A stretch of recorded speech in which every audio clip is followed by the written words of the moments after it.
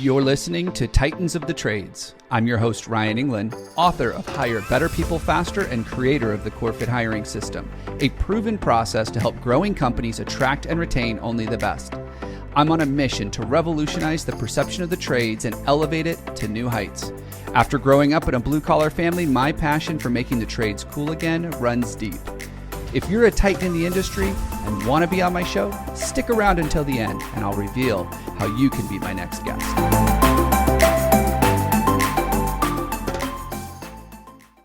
Today, we're going to geek out a little bit. I'm your host, Ryan England, and in today's episode, we sit down with Jeff Davis. He is the SVP over at WorkWave, and he's over the Coalmarch brand, which is their marketing arm. But more importantly, his background is in building an applicant tracking system. He owned that company for a while, and he learned the ins and outs of helping people recruit the best people.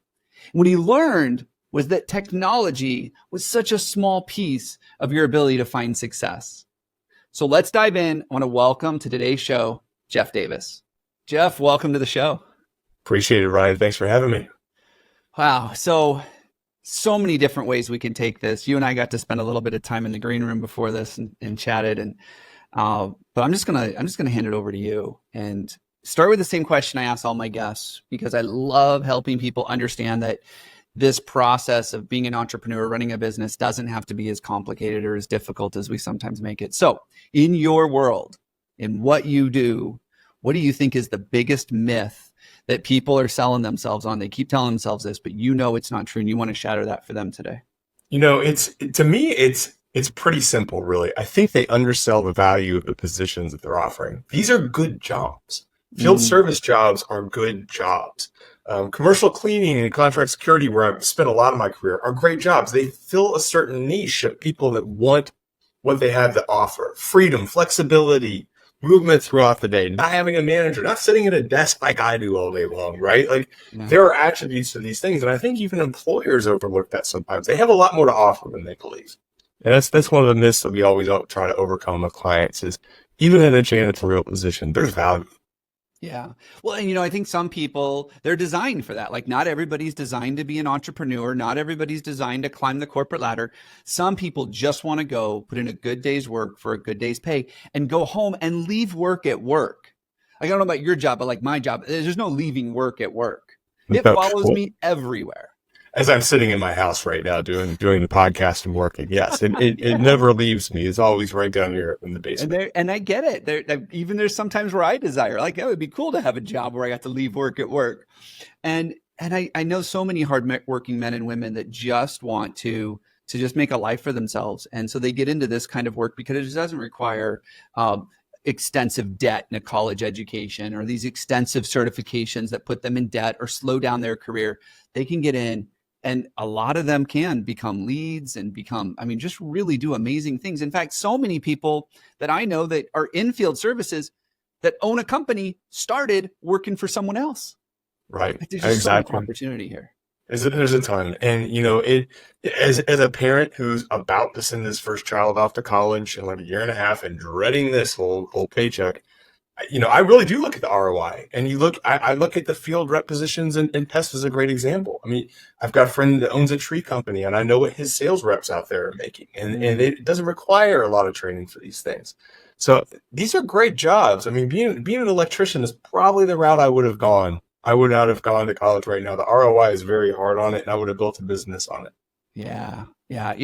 Most of what I grew up in, so I grew up in blue collar and manufacturing space, got into the trades real early on because in manufacturing, you touch all of the trades and learned a ton. And then when I stepped out and started my own company, it was HVAC and electricians. And then we got into pest control. And then I was like, wow, there's a whole other world of the trades that we don't typically associate with the trades. Sure. That are in field services, and amazing opportunities. So let me ask you, why is it that this myth exists? Like, why does it perpetuate? I think it's just a social stigma. I'm not sure the myth is as much in our world as it is in, the outside world in corporate America and the white collar, the way that businesses operate. We had to fight it a lot. In my previous life, with a company called Quantech, an applicant tracking system that's now called Hire by WorkWave, we work with contract security and cleaning companies. And, janitorial work is pretty low on the rung of the ladders. But when you start to get in and learn the industry and you meet people and you talk to them, you learn why they like this job. They like to come in and not have somebody on top of them. They're talking to family while they're doing it. They want to work nights. It fills in the niche that they need for their life. And when you start to figure it out, they usually started off as a service provider, and then they said, hey, I'm going to go get a little capital. I raise some money. Let's start my own thing. And they come over here. And so I don't know if it's necessarily the stigma in the industry itself, unless maybe it's from, bigger companies coming in and gobbling up smaller ones. I think everyone who's worked on the front lines understands how valuable they are. But it's the white collar world that kind of looks down on these jobs and these roles until they want to buy the company, or a PE coming in there and buying up these companies left and right. Yeah. The advent of the knowledge worker in the 80s, 90s really just shifted what was cool. I tell people, well, one of my goals is to make the trades cool again. Like, I am out to make the trades cool, make these field service jobs cool again. And I think back to that picture from the 30s where you get all these kids eating their lunch on that I-beam at the top of a skyscraper in New York, that black and white picture. Like, it was cool back then to be one of those. And now we do a lot in the steel erection space, and a lot of people are like, this isn't cool. Like, I don't want my kids doing this work. If I had to offer a prediction, I would say that, we're having a shift once again where people have gone back. Gig work is not cool. Mm-hmm. How is that not the same? How is it not? It's just a different tweak. Really, you're still driving around and delivering food. And that's become a full occupation. So my prediction for 2024 is that you're going to win, Ryan. I think you're going to win. You're going to make the trades cool again. It's going to come back, especially with how expensive college has gotten. Yeah. Yeah. And the fact that there's not as many jobs there. Right. Like, there's no secret that there are millions of open jobs in the blue collar space that no one's taking, because at the beginning, they can't afford to pay off their college debt. But had they got into it 4 years ago, they'd be making six figures now. Sure. It's crazy. It's crazy. So one of the things we talked about when it comes to people, it comes to recruiting, it comes to building your teams, is that a lot of people do the same thing they've always done. They're just stuck in their ways, and they say, hey, I posted a job, but nobody wants to work anymore, or I can't find anybody good. What are your thoughts on that? It's funny. You were mentioning, your cartoon graphic earlier, and I think it's really apropos. People go fish that same pond over and over and over. And if you're going to the big job board, we won't name the names. We don't want to name the names on here, but there's one big job board that advertises nonstop and has everything, and that's the only place you're going. You're missing the other pools. You're missing the other people that could be great employees, and you can get creative. There were places in the cleaning industry, people used to go and try to pull people out of places like shelters that needed a job to get out. It was a great source. Churches were a great source. Paper, putting pieces of paper, flyers on the walls at churches was actually a great source. Going after ex-employees, ones that you would hire back that maybe had to leave for whatever issues in the past. And I think people just overlook that. They go and they try to find the next. And what we've seen with Big Job Board is you get a lot of applicants. Most of them don't call you back. You put a lot of work on your recruiters or your office manager or you personally to follow up. And it just doesn't pan out. So it's the biggest mistake that I see people do, is they keep on trying to just do the same thing over and over and over. And then beholden, they put more money at it and more money at it, and it doesn't work. Try referrals. Referrals. It's the best way. We did. We found a study that said that 82% of your applications come from the big job boards, yet only 1.3% of your hires. So I have some data on this, Ryan, believe it or not. Our own data from our own platform, hired by Workwave, and we just did it for a presentation at our user conference. We're not quite as flipped as that, but we did see about 80% of the volume coming from the big job board, and we saw about 40% of the hires that were sourced from there. So it was a source, but even at 40%, we still make the argument your quality hires, the people that you really want, are taking the time to go to your company website and fill out your full application. They're not doing quick apply. And Tuesday at lunch. By the way, that's when most people apply for their jobs. They're really angry Tuesdays around lunchtime. That's when our volume would spike in the Yep. ATS world. Um, so it's those are the quality people that take the time to really come over and say, okay, I'm going to target you. I've researched your company. I've looked at who you are. Now I want to be with you. I want an opportunity. They're much more likely to come through the door and actually be hired. So you're talking about the passive job seeker. That's Sure. what you're talking about. It's the passive Sure. job seeker. And it's a huge principle that we employ here. In fact, most of the work we do over at Core Matters is about how do we target that passive seeker. Yes, we go after those active job seekers, the small percentage that's on the job boards, because nobody ever comes to me not bleeding and needing people right away. So we fill the gap with that. But talk to me a little bit about this passive job seeker. What have you seen working? You mentioned to me before the show that Workway is doing some stuff around employer branding. Sure. Explain some of that stuff for our listeners and what they can do to start tapping into that valuable market.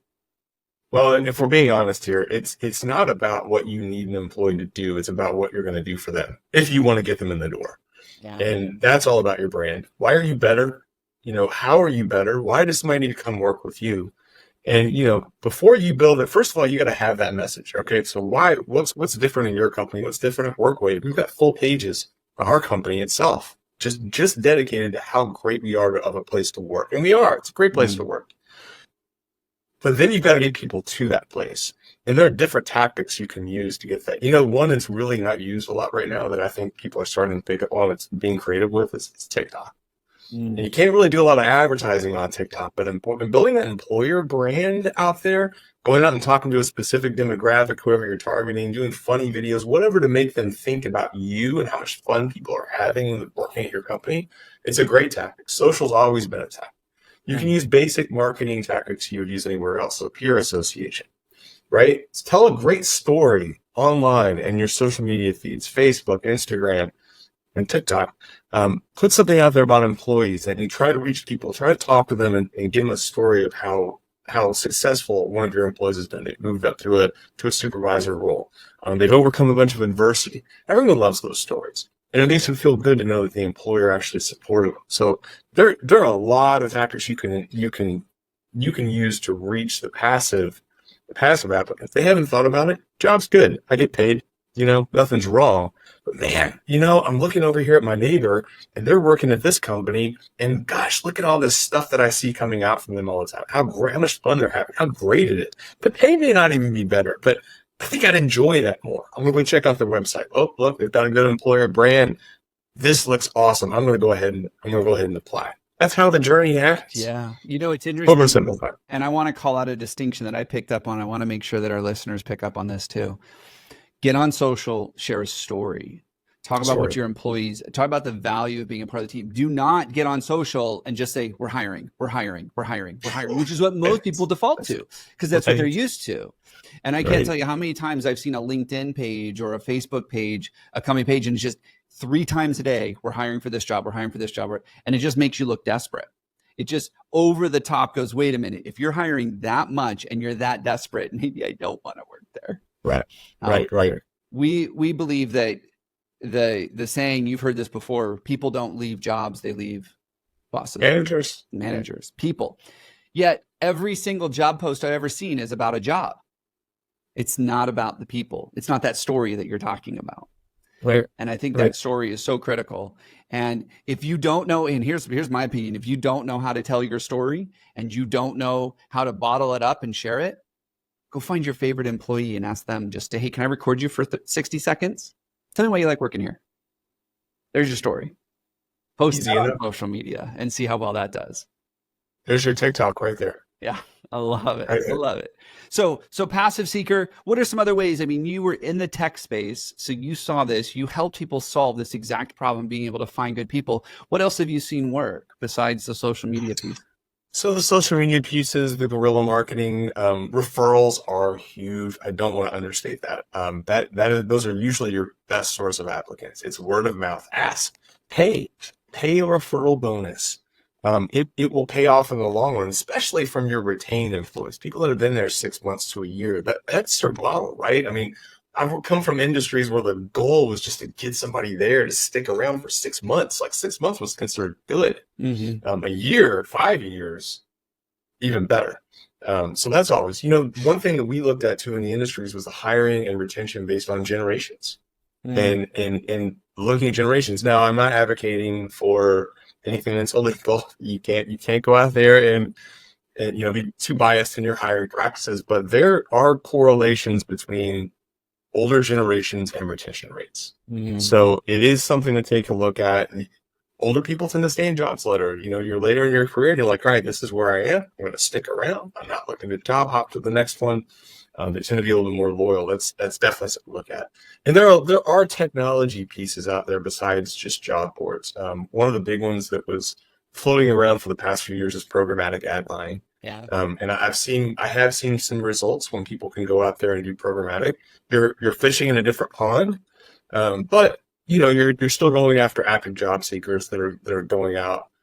ZipRecruiter's always had good offerings. Job Target was one that we worked with, and I really liked. They were easy to work with. It's not cheap.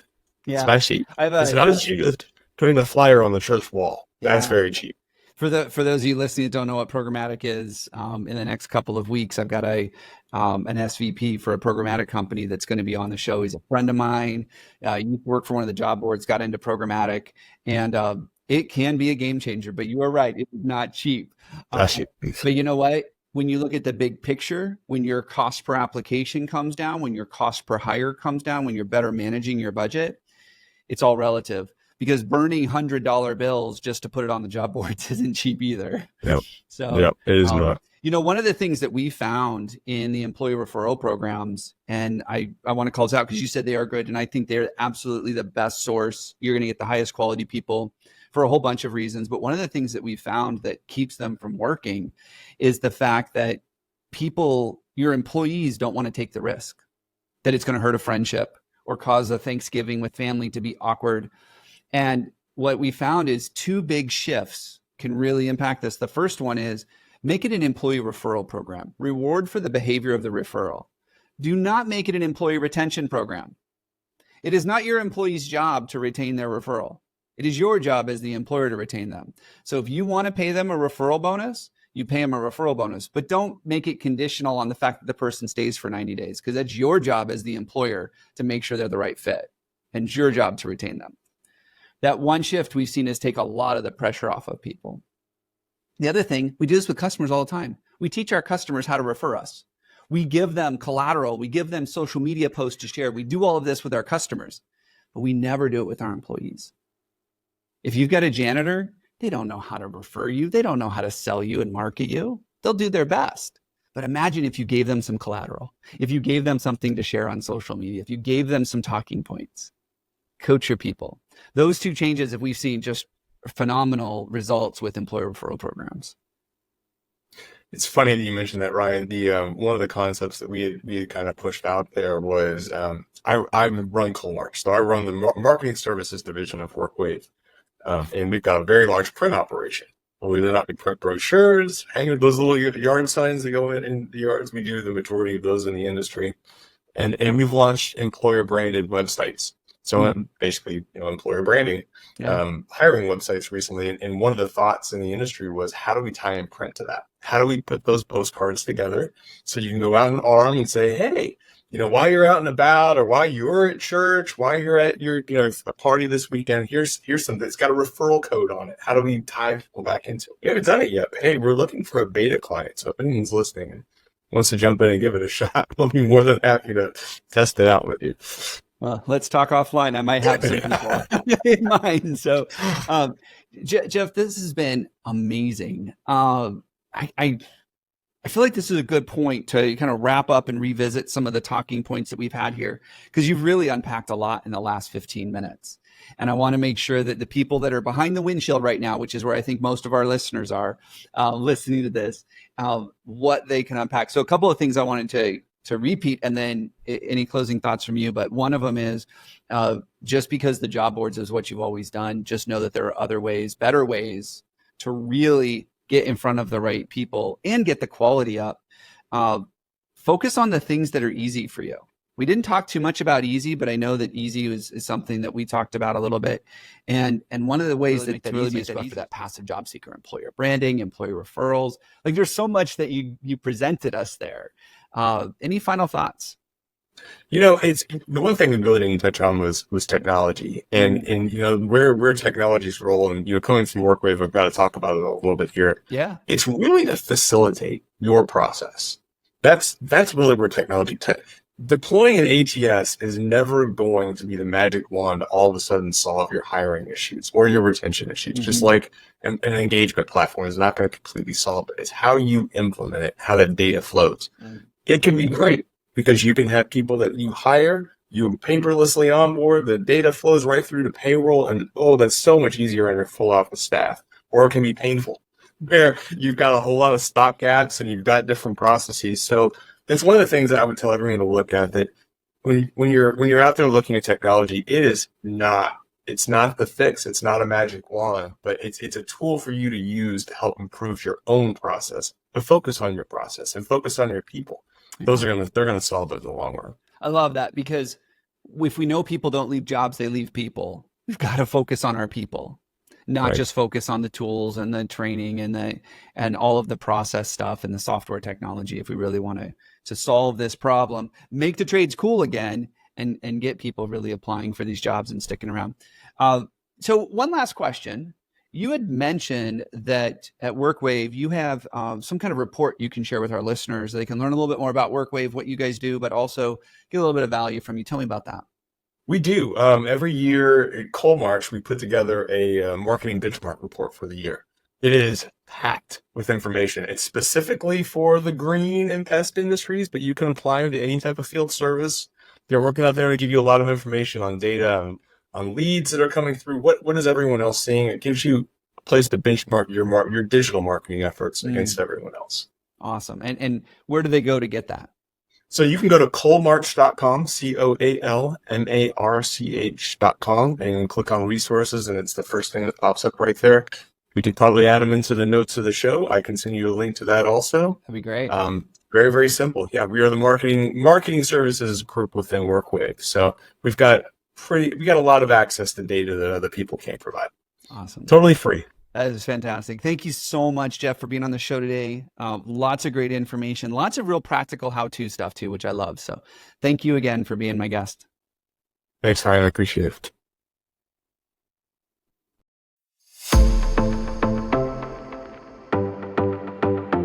Ryan England here. Thank you so much for listening to Titans of the Trades. If you're a titan in the construction, manufacturing, or skilled trades industry and would like to be a guest on my show, please visit podcast.corematters.com. If you found value in this interview, would you share this episode on social media? Just do a quick screenshot on your phone and share it with a friend or post it on social. And if you know someone that would be a great guest, tag them on social media to let them know about the show and include the hashtag Titans of the Trades. I love seeing your posts and guest suggestions. We are regularly putting out new episodes and content. To make sure you don't miss any episodes, click the subscribe button. Your thumbs up, ratings, and reviews go a long way to help promote the show and get me one step closer to solving the labor crisis facing the industry. Want to know more about how we're doing that? Go to our website or follow me on LinkedIn. Thanks for listening.